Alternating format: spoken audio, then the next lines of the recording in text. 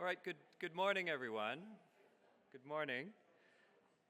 My name is Zack Taylor. I'm a professor of political science at the University of Western Ontario in Canada. And more importantly, for today, I'm the recently installed new editor-in-chief of Territory Politics Governance. So thank you for coming to this year's TPG lecture. The journal's mission is to publish theoretical and empirical work on territorial politics and the governance of space at all scales.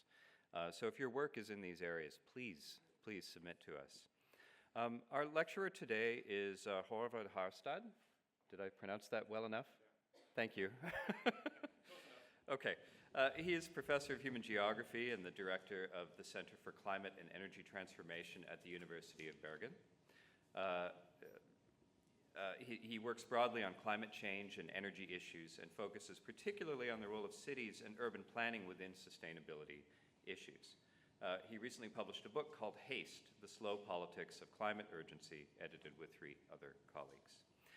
His topic today is The Region Strikes Back, the spatial politics of backlash against sustainable urbanism.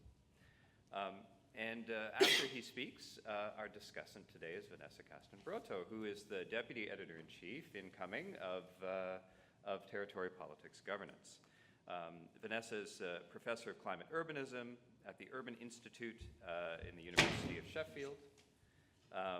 She is currently completing a European Research Council project on the proliferation of urban innovation in rapidly urbanizing areas, and she was a lead author for the Working Group 2 of the IPCC, and more recently she's become an author of the World Cities Report.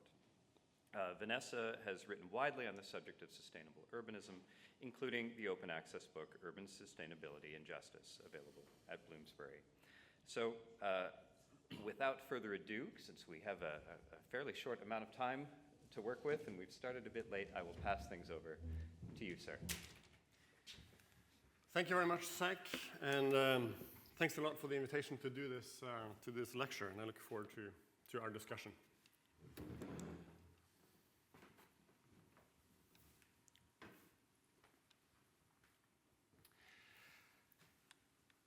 I don't think I need to remind anyone here about the current political moment that we are living in. We're in a moment where, or actually even also last week and before that, we've been in a moment where there's been considerable backlash against climate policies and sustainability-related policies across North America, across Europe, other places in the world. This is sometimes called the green lash, and we're seeing this increased resistance against sustainability-related policies across various types of domains. So, what is going on? I think it's important to separate between 2 different types of things that are going on. At least I'll make that argument today. On the one hand, we have these long-term populist authoritarian trends, the installment or election, rather, of Trump, Bolsonaro, Viktor Orban, and these leaders who come in with quite strong authoritarian tendencies. We see social media-driven circulation of conspiracy theories, increasing polarization in social media, and what we might call a culture wars around climate change in these arenas, with social media, and voiced by these political leaders, where climate change is very often a target, seen as an example of elitist politics, right? And it's with this label, the war on cars. So that's one thing that's going on. Another thing, I think, is that green policies are taking hold. They're being implemented. They are being normalized. They're being mainstreamed. And there's contestation against them. And I think that's quite to be expected. Every type of policy is contested. And the fact that they're contested could also be read as a part of their normalization, they're part of their mainstreaming. So that's one thing that's going on. I think there are also reasonable and legitimate concerns about these policies. reasonable and legitimate protests against these policies. And we see that some of these policies are mapped onto quite familiar cleavages, rural versus urban, high education versus low education, and so on and so forth. So these are quite things I think we need to keep a bit distinct. They're, of course, overlapping and related and things like that, but let's, I want to call the first one level of ideology, and the second one level of everyday life. So I've been interested in this populist backlash, the resistance against climate policies for a number of years, and we've published some studies on this already, where we argued, among other things, that much of the benefit from policies, the green policies, have been captured by elites. We have made this theoretical argument that we should see populist resistance, populist backlash as an inherent part of the transformation process, not some sort of obstacle or not something that hits us in the face as we keep transitioning, but as an inherent and expected part of transformation processes. We describe transformation processes as deep-seated cultural, political, economic change. So of course there's going to be opposition. Of course there's going to be backlash. We wrote about that in this Populism, Instability, and Rupture paper. We've also argued that there are few arenas in urban spaces for working out and mediating these types of conflicts and interests. And in a paper that's coming out there soon, we've looked at climate action plans of 66 cities in the C40 network and argue that they address justice, these climate action plans. They're really good at addressing justice at the rhetorical level, in terms of recognition, but not so much in terms of procedure, in terms of actually including marginalized communities in decision making, where the decisions are taking place. There's still a long way to go in that. So what I want to talk about today in particular is what are the spatial politics of this backlash against sustainability politics. How can we understand this geographically and spatially, territorially? So I want to draw some insights, hopefully, from a research project that we're about to finish with some colleagues in Norway and Sweden called the Democlim, where we have looked at climate-related protests in 4 Scandinavian cities. Stockholm, Gothenburg, Bergen, and Oslo. So we tried to first map out what are the climate-related protests. We looked at both those we call proactive, so those who demand more climate action, but also what we call reactive protests or resistances to climate-related policies across these different cities. So what we find is that the conflicts that we could see when we survey the conflicts that are going on in these cities is that they are very much about mobility and transport. These are, so the mobility transport policy area, sector, is the key driver of conflict at the local level in these cities. And the conflicts have very strong core periphery dynamics in a very strong way. I'll get back to that.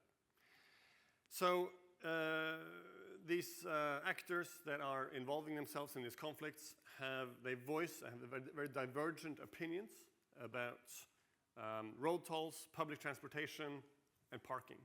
And these are policy areas that work out very differently if you're located in a city center, or if you're in a suburbia, or if you're in further out in a rural area. So there are divergent interests here at play, at driving these sorts of conflicts. So the point that I'm getting at here is that these conflicts that we're seeing at the local level are very, very concrete. They're about everyday life issues for people, much less at an ideological level. Very much at the level of everyday life.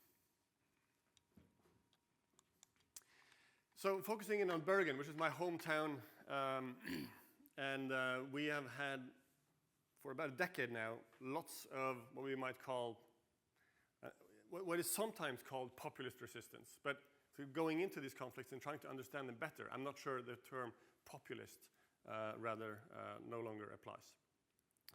But this map shows the local elections last year. And the more blue, it means the more support for what we might call protest parties. Protest parties, they change from every election. They are invented, they make a list, run for election, and then they disintegrate because they have internal conflicts, et cetera, et cetera. That's been a dynamic. But 2023, we had INP, which is sort of a party that argues for the importance of the oil sector, for the car. And we had Bergen's list, the Bergen list, which argues for basically just against mainstream politics. So this is the map, and the red circle on the map is the city center. Happens to be where I live, where the university is. The biggest party in the city center is the Green Party.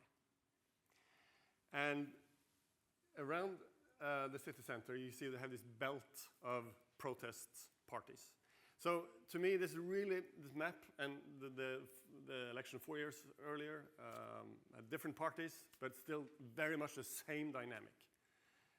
Polarization and divergence of interest between the core of the city center and this belt around the city center. We might call it the pro-car belt around the urban core. So if you look at the policies then, it's not that strange actually. Because Bergen has been a city where that has pursued quite, I wouldn't say radical, but strong environmental policies. It's been a quite, it's in, of course, in Norway, in a policy context where sustainability is high on the agenda, unless we talk about the oil industry, of course. That's a different question.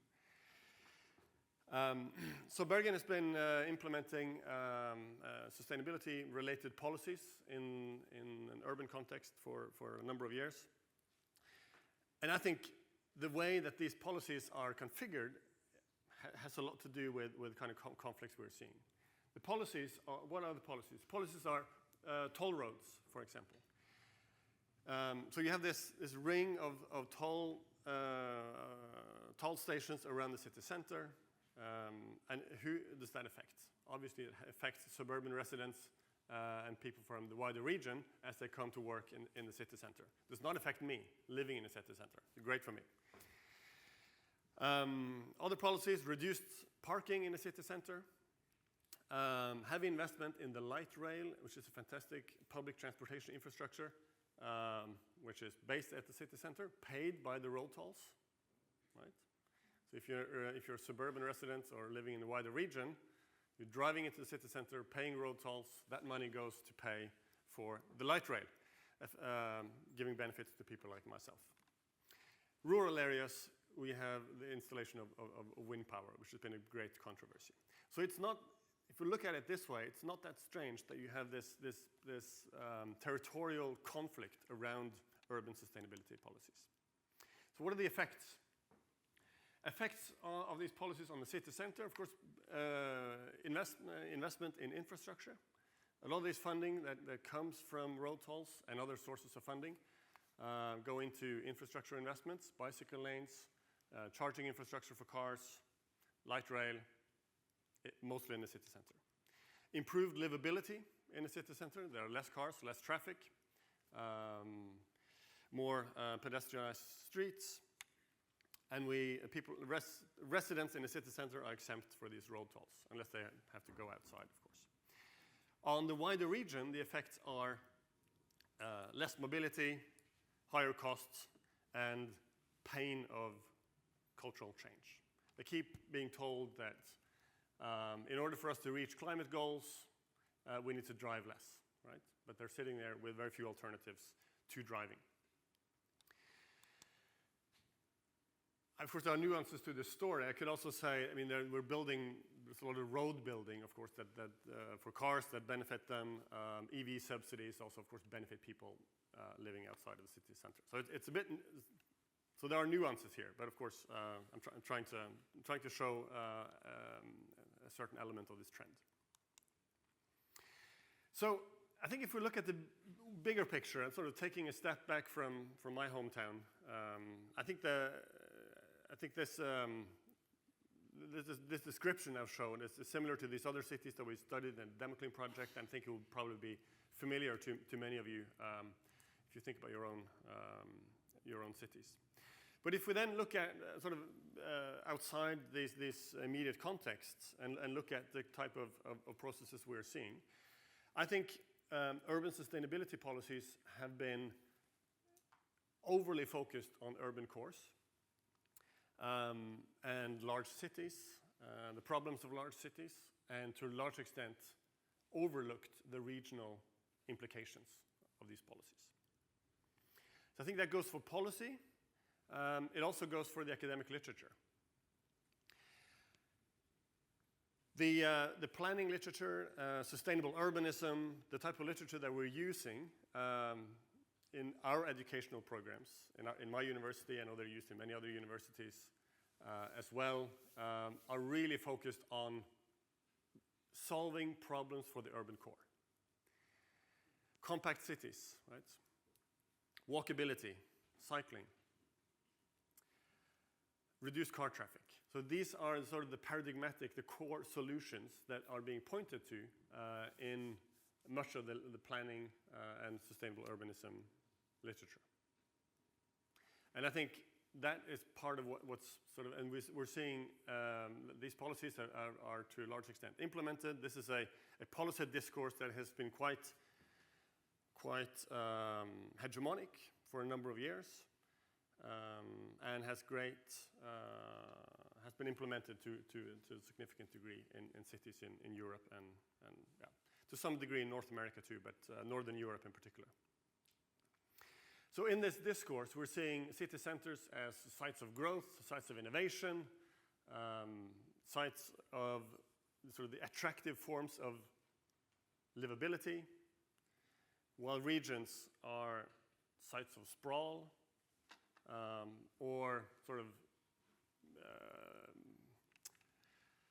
responsible for protecting natural areas, right? Less sites of growth, innovation, and attractive living. I think that's a key sort of image from this very dominant sustainable urbanism literature. So if we look at how we visualize urban sustainability, it's very much in these ways. So like there's greenery, right? But there's a skyscraper in the background. There's compact city living. The middle picture here is Barcode in Oslo, which has been held up as this sort of ideal type project drawn up by architects, circulated in sort of in the international. So there's an image in social media what real attractive compact urbanism looks like. Cycling, the light rail in Bergen. So this is kind of our vision of sustainable cities, right? If we look at what are the problems, what kind of spaces are we trying to get rid of, it's spaces like this. Cars, car-dependent, sprawled shopping centers.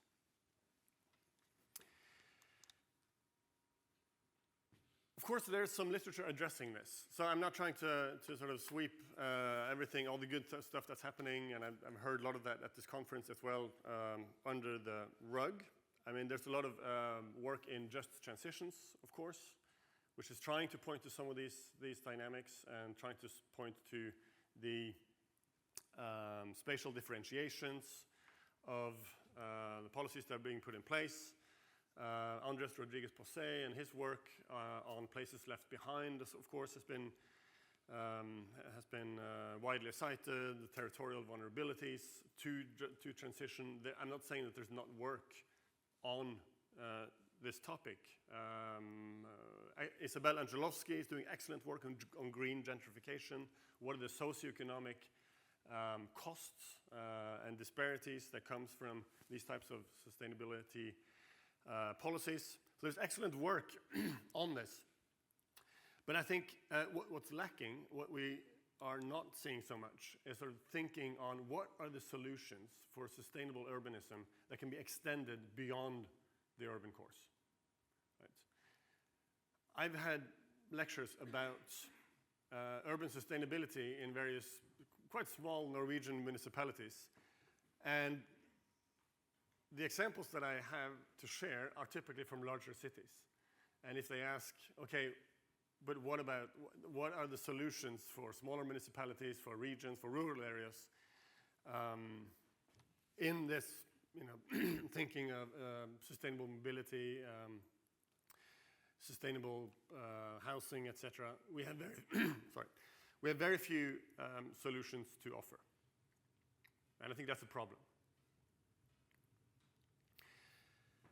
So I think we need to think more carefully about this. I think also we tend to assume that we can throw money at this problem. Like I'm thinking of the EU's cohesion policy, for example. Similar types of policies in most countries. I would assume Norway has a strong policy for regions. It's very much about funding things and throwing money at the problem. Or we need to invent some policies to help them, what's in the UK called level up, I guess. We have different versions of that in different countries. This is what I would call sort of the policy deficit models. We need more policies to help these places develop. Which is not a bad thing, but I wonder, is there a way we can reimagine and rethink sustainable urbanism in a much wider sense? To think much more about the wider metropolitan regions, to involve these places in the transformation process, to have proper solutions that increase livability the way our solutions are doing in the city center. Right? Which is a way to rethink, not just sort of have our way of thinking and then have some policies to mediate the effects on the wider region or the rural areas, but to rethink sustainable urbanism, sustainable metropolitan regions in a ways that also make those types of, or those spaces involved in the actual transformation processes.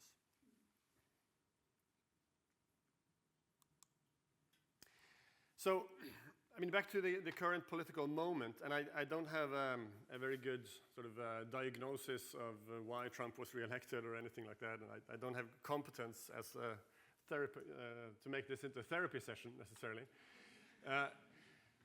But I do think this is a good moment for us to also reflect on what this means, what this current political moment means as we're trying to rethink sustainable cities and sustainable regions. We have to acknowledge, I think, that this wave of protest, this backlash, is not just a blip that came.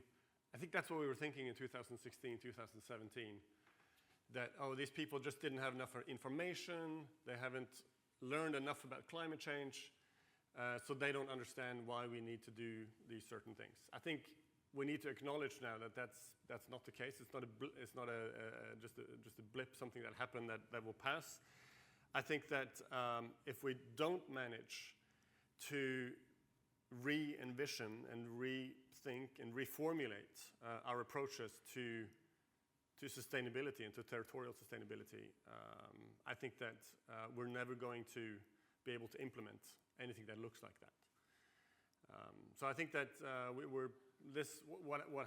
what's happening now in the world around us, I think really forces us to rethink these issues and to rethink both how we are formulating policies, but also how we are communicating with people and articulating those policies. I've been in many contexts where I've talked about sustainable urbanism as a great thing. I still think it's a great thing, but I realize that the language that I'm using to talk about these things is a language that's not really picked up by people beyond the sort of the academic and policy bubbles that I move in, right? And I also struggle to find language to make this make sense to people who live outside the city centers or vote in this particular way or protest climate actions. So I think that's a really, really important task for us. But I do think we really need to think about this, not in terms of ideology, I mean, it's partly ideological, of course. But I think it's much more constructive for us to think about this at the level of everyday life, right? I don't think that half of all Americans voted for Trump because they are all racists and they hate gays. I don't think that's the case. It's about everyday life issues. And I think that's where also we need to be much better at providing answers to these people who protest sustainable city policies. Like, we have to have everyday life issues type discourse and answers to their concerns. So I think that's the task ahead of us. Thank you very much.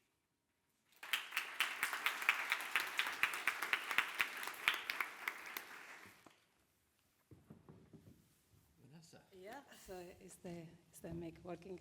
Thank you very much for listening to me. I have the very difficult task of making a meaningful response to this wonderful, excellent, and very timely presentation, because this is really one of the issues of our times, and that I hope we are all engaged and we can all kind of try to respond in our own way to it. But I would start by saying that it seems to me that the discourse of sustainable urbanism was almost doomed from the start, and it was almost born as a kind of zombie element. Of course, there was some enthusiasm about sustainable urbanism in the early 1990s after the Rio de Janeiro Conference on Sustainable Development and the adoption of local Agenda 21 and so on.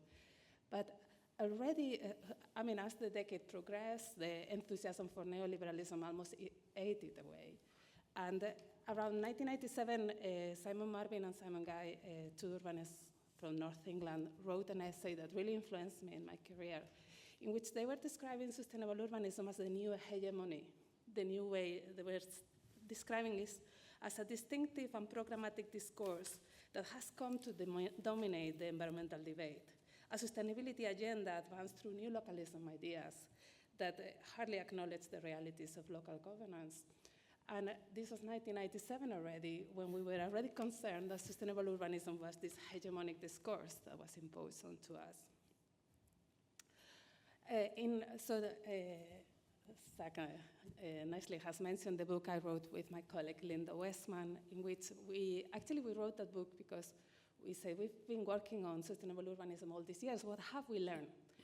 And we were a little bit upset because we had come to the discourse of sustainability very much inspired by figures like when we were growing up, Rigoberta Menchú, or Wangari Maathai, or the Chipko movement, all these activists, most of them feminists actually, that had influenced our lives. And we were seeing sustainability being appropriated all the time in different ways, and kind of reconstructing all those discourses, just the very idea of simply living sustainably in the planet in different ways. And for us, the response about who was responsible for that, it was very evident. Who is responsible for that is us. It's us, that we are the ones who are configuring that discourse of sustainability. We are the ones who are being trapped in ongoing debates about conceptualizations, about complex terminologies like triple bottom line or trilemmas, or words that are not familiar to people. Or then we come with endless frameworks and indicators and yet another diagram, and not clearly relating that to, well, as Håvard was saying, the lives of people. And what has that generated? And we all have seen this being generated around us, this class of consultants and environmental experts, which seem to be away from society, separated and doing their own kind of thing. And this has been something that may have happened in Norway, but it has happened everywhere. In fact, about a decade ago, Vanessa Watson wrote a beautiful essay on African urban fantasies, and I have lost my page, but I have her quote somewhere there. And she was talking about the way cities in Africa have sought to emulate examples from Singapore, Shanghai, and Dubai under the cloak of eco-cities, consultant-led projects to turn cities into gateways for international investors and showpieces for ambitious politicians. So those fantasies have appeared surely in cities in Africa, and you have seen them in places like Lagos, or I visited last year a place in Zanzibar, which was also tremendous. But they are also appearing elsewhere. They are also appearing at different scales. And as the climate crisis has deepened, these form of sustainable urbanism has become global. And in fact, since I moved to Sheffield in 2017, I've been really interested in this idea of climate urbanism, thinking that perhaps climate is bringing us to think completely different about the urban environment. So when I first engaged with debates about climate change in the city, I was very hopeful, thinking that cities would provide a different response. But as responses have evolved, it has become a new reinterpretation of this sustainable urbanism paradigm. And for example, you may have read this Josh Long and Jennifer Rice's beautiful work on climate urbanism, when they describe it really as the inheritor of the sustainable urbanism paradigm. And they write, climate urbanism represents a unique development paradigm that facilitates neoliberal accumulation through market-based mechanisms in infrastructure development, technological fixes, and strategic policy approaches. And it really sounds very resonates with those critiques of sustainable urbanism that were already articulated in the 1990s, and that didn't stop consultants and experts and environmental planners and whoever and regional studies specialists to really develop all kinds of complex tools that separate that notion of sustainable urbanism from its real purpose on the ground. But I also want to say that my response to Josh Long and Jennifer Rice and other scholars of climate urbanism, and you've mentioned Isabel Angelowski, is that climate really reframes it. It's not just the sustainable urbanism opening a door to new capital investments and destruction of value in particular places. But climate urbanism is trying to extract the same value at a planetary scale. And then you see these frameworks. For example, yesterday I was in this excellent session on planetary boundaries. I mean, what is planetary boundaries? It's really a new response, or it's a new way, a new framework that brings that extraction of value at a planetary scale. I would say that we have to remember that the IPCC has highlighted urbanization as a driver of urban vulnerability. And really, inequality continues to be one of the main questions that are shaping both the impacts of climate change in cities and urban areas, or settlements and smaller areas and regions, and also our capacity to respond to them. But the reality is that those vulnerabilities are not equal. They are clearly differentiated. They are differentiated in forms of exposure, but they are also differentiated in terms of adaptive capacity, the capacity that people have to respond to the disasters and the impacts of climate change. And those differences, and to intervene in policy as well. And those differences, they are not really well studied. They are not really well reflected in our current policies and our current ideas about how to respond to climate change in cities and how to respond to the challenges of sustainable urbanism. So I would say that while sustainable urbanism became a means to govern places to facilitate the extraction of value, climate urbanism is really responding to even the needs of a cosmopolitan elite. And it's even more intent on governing the planet as a whole through all-encompassing frameworks that really are creating more inequalities.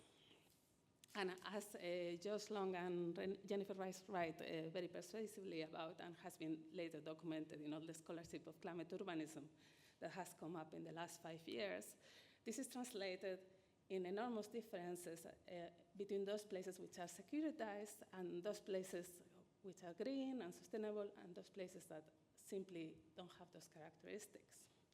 They are not safe anymore. And perhaps safety and risk are becoming the main issues that cities are seeking to govern in cities. So in these conditions, I think for me, I also wanted to mention that the city becomes this planetary actor and is evaluated in its capacity to influence international policy, like, for example, in the city networks. And again, we see, for example, that the IPCC the highlight was that city networks were effective in sharing technology. What about being effective on reaching people on the ground? I mean, we're still really far away from understanding how to respond to these challenges. So for me, it's not surprising that all these discourses, sustainable urbanism and its new kind of reconfiguration into climate urbanism, is causing discontent. I mean, people are worried and they are not heard, and despite our talk about all kinds of, so yesterday I was bringing collaborative planning in a session, but despite all those talks about how we have to do things in cities, we still don't do them with people. We do them somewhere else, I don't know where.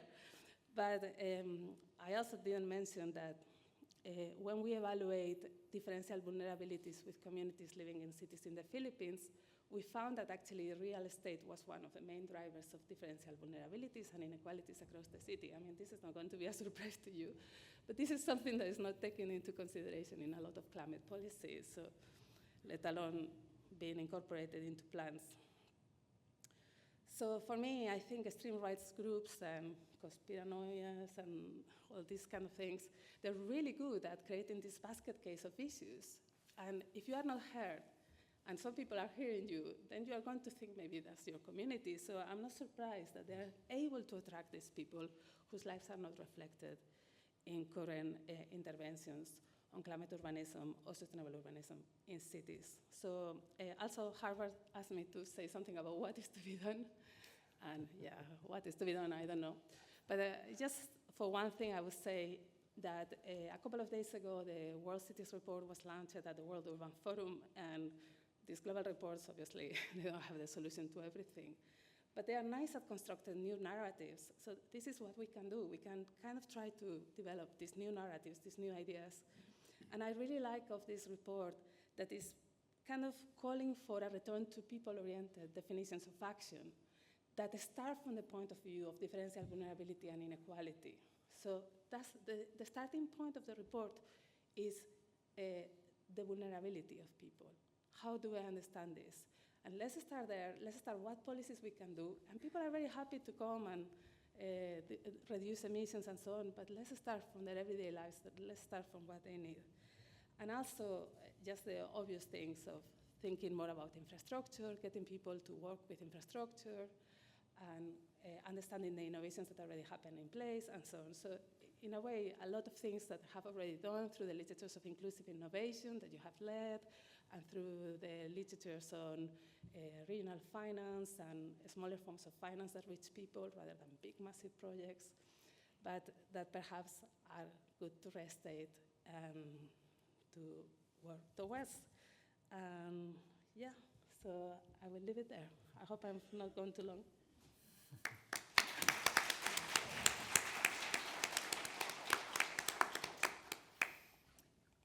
I think we do have some time for questions. I'm getting the nod from, so right behind you, Alex, immediately behind you. Yeah. Yes, the question is in relation with urban and rural, let's say, policy. Now European Union is coming with a new concept, the concept of data space. Maybe this concept of data space can bridge and link urban, rural in a more evidence-based approach. So this means we need to start to move towards a new the new technology, where data space means data collection, sharing data, connecting the data, so towards the concept of ecosystem at regional level. What is your opinion? Thank you. By data space, you mean sort of in the sort of context of smart city development and, no? If you could just elaborate what you mean by data space. Okay. But there was a... Data space means Europe what wants to do is let all Europe provide the territorial data, so provide the territorial data, sharing the data, private and public sector, and let the people or the region using the data. Yeah. So this new concept maybe they can separate the idea of rural and urban, because at the end you have an ecosystem at regional level. Yeah, yeah. No, I mean, if we're talking about data sharing and giving people access to data, I'm of course very much in favor of that. The reason I asked about the if you meant smart city, I do think, I mean, people still sometimes I see a great exaggeration of the potential for digitalization and data use, etc. And I still then think, well, we still live in places, and we need to develop the real spaces that we inhabit. But if we're talking about data sharing and giving people access to that, I think that's it's a very good approach. And democratization. Democratization, sure. Yeah. There was one question down here. Was there one earlier before you, or are you the next one?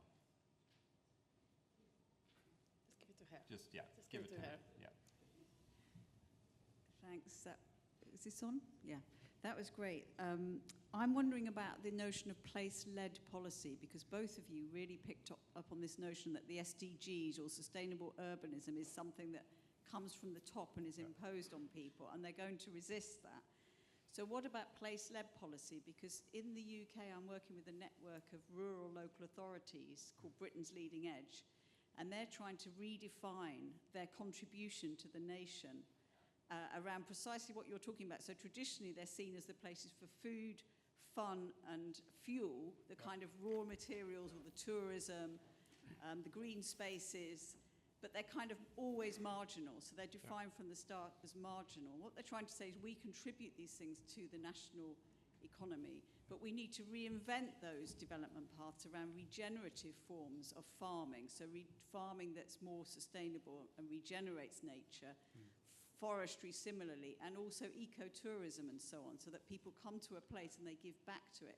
So we need place-led policies so that rural areas or peripheral suburban areas, as you're talking about, can define things themselves. Yeah. Otherwise, they will always have things imposed on them, and that means local democratic structures, governance issues, maybe collaborative governance, so that our elected politicians work with our civil society to think about what's going to work in this place, because you absolutely hit the nail on the head. Yeah. You can't determine it in Brussels or the UN or anywhere else.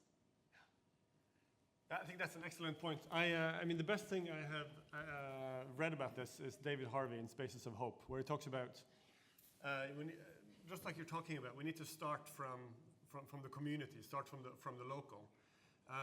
But it also points to some of the dangers of that. I think he calls it parochial localisms or something.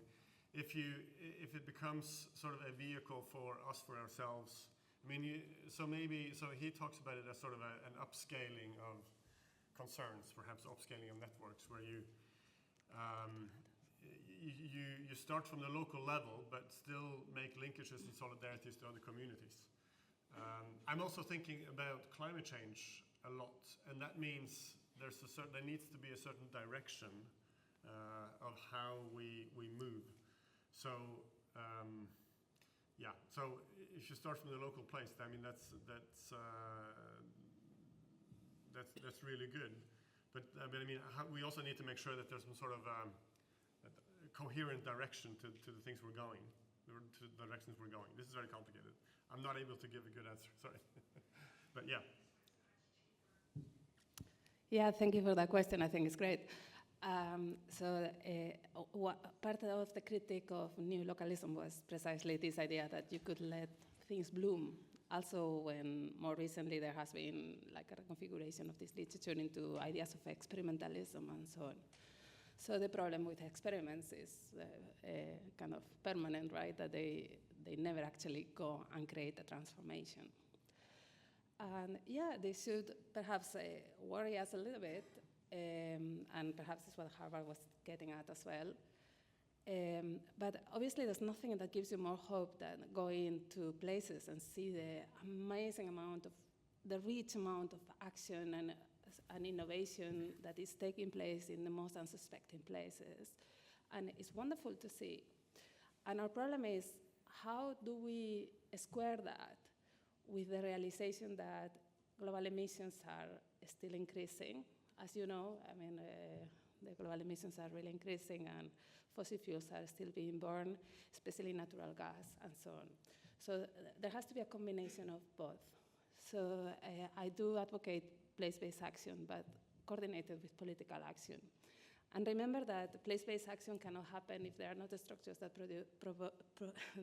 provide, first of all, recognition, like recognize those actions, but also finance, also appropriate infrastructures, regulations that don't stop people. So try to do now a community energy project in England. It's quite difficult because regulations are not conducive to it. And yet we know that community energy can reconfigure the infrastructures of energy in low carbon ways. So why not go in that route? So we need a combination of things. We have a hand over here, and then another one in the back. I just want to make a comment and want you to comment on it. We see reports coming from US, like they are high on literacy and low on climate awareness, whereas we go countries like Pakistan, China, in the eastern side, they are low on literacy and high on climate awareness. So the issue is a spatial experience of those climates or we are talking about. And the other thing is, I feel from your, like, you are not quoting China as an example. We can learn from countries who have authoritarian regime and the democratic regime who are very influential when invading a country, but less influential when influencing the people to aware them and making them more climate friendly or eco-friendly. So there is spatial division at the policy making, and as you said, we see you people as a medium who can translate the language of the upper echelon to us and our languages to the upper ones. And if you don't know the languages, which could like make them, we make each of us understand our each other's language. So what are the point of getting here? I see people coming here with thousands of carbon footprints just to attend this conference. So what's the agenda of sustainability really? Or it's just a veil of ignorance or something like that? Yeah. Last word to you. Last word. All right. Well, I mean, let me try to answer both of those questions by saying, I mean, the reason why I am very much in favor of the local approach and starting from the local. I think you used the word spatial awareness, and I think, to me, I mean, these are really, really complicated and complex questions. But what happens at the local scale, where we reside, where we live, where we eat, where we meet other people, is where you have this immediate, immediate experience of the space around you, of the people around you. That's where we build community. That's where we experience climate change, environmental problems. So to me, that's the reason why I think that's a good starting point. It's not the only thing that we need to think about. We also do need to think about the planet as a whole, and we do need to think about philosophy. I'm not sure what they're doing in philosophy departments. So the local is never the end of the story, but I think it's a really good starting point for those reasons. Yeah. All right. I think we've almost come to the end of our time, and we're going to have the new chair of the RSA, Sarah Ayres, come up and say a few words. I'm no better than to keep delegates from lunch. So just to say thank you for attending the conference again. It's been a fantastic couple of days. Some really important global issues on show and have been thoroughly debated. We've had over 200 attendees from 30 countries, a 50-50 gender split. It's been really productive. Enjoy your lunch, but there's a reminder that there's 2 more parallel sessions this afternoon, so please stick with us. There's some great scholarship on show. And then the final thing I'd like to say is that we have our next conference in Porto, in Portugal, between the 6th and 9th of May next year. The special sessions, if you want to suggest organising a special session, the deadline for that is the 28th of November. And if you want to submit an abstract, please do so by the 19th of December. So deadlines this side of Christmas, details on the website. It would be great to see as many of you as possible in Porto. It looks to be beautiful. So have a great lunch and enjoy the rest of the conference. And thank you to our speakers for a great session.